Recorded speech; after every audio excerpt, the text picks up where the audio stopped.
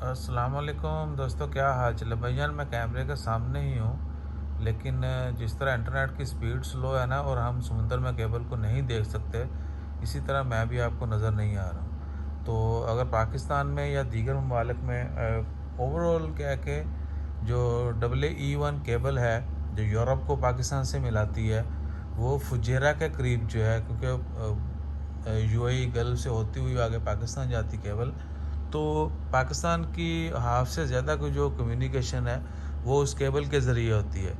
तो उस केबल को जो है नुकसान पहुंचा है, फाइबर ऑप्टिक केबल होती है वो।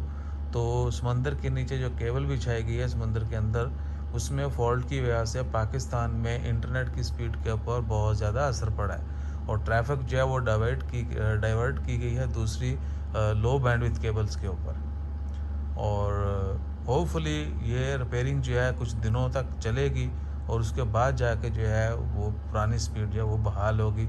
अगर किसी दोस्त को, यूज़र को कोई मसला आ रहा है तो वो बिल्कुल जो है किसी किस्म की, जिस तरह लास्ट टाइम इंस्टा, फेसबुक और व्हाट्सएप डाउन हुआ था तो लोगों ने वो पैकेज दोबारा करने शुरू कर दिए, कॉल सेंटर जो है ना वो बिज़ी हो गए सारे टेलीकॉम के, और इवन के लोगों ने रीसेट भी किया, बहुत कुछ हुआ।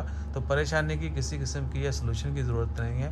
वेट करें, लेटेस्ट न्यूज़ जो है आप time to time newspaper check करते रहें, टीवी चेक करते रहें, तो आपको पता चल जाएगा जब कनेक्शन रिस्टोर हो गया, यानी नॉर्मल बैंडविड्थ पे वापस आ गए, तो आपको पता चल जाएगा और आपकी स्पीड जो है वो ठीक हो जाएगी। तो अपना ख्याल रखिए, दुआ में याद रखिए। जज़ाकल्लाह, और मिलते हैं मज़ीद रंगीन ख़बरों के साथ। अल्लाह हाफ़िज़।